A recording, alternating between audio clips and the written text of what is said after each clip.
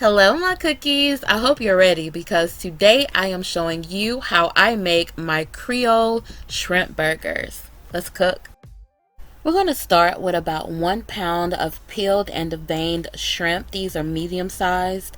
Now, we could put them in a food processor, but I don't like how stringy it tends to make the shrimp. So I'm going to roughly chop them up by hand into little bitty pieces. But I did remove about 1/4 of the shrimp, and I roughly chopped them a little bit larger so you can see those big chunks of shrimp in our patties. Now that I have the shrimp chopped up and into a bowl, let's have some fun.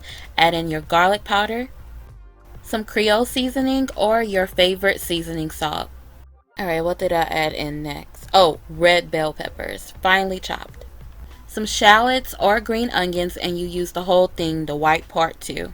Gotta have some fresh parsley. Add that in. Some breadcrumbs. You can use panko. I'm using plain, but doesn't matter.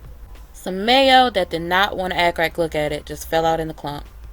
Definitely some Creole mustard. A splash of lemon juice. Almost done, guys. Almost done.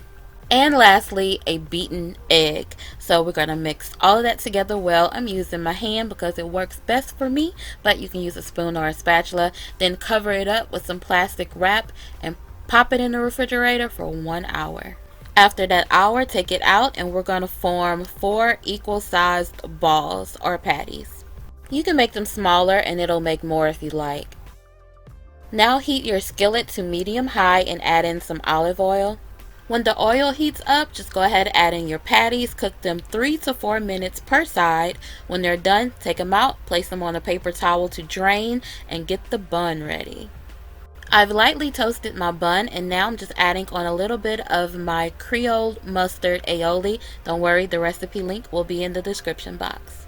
To dress your burger however you'd like, I added lettuce, tomato, and dropped that big patty on top, and then I topped it with more of that Creole mustard aioli, another tomato, and an avocado. Don't skip that. If you like avocados, definitely try it on this burger.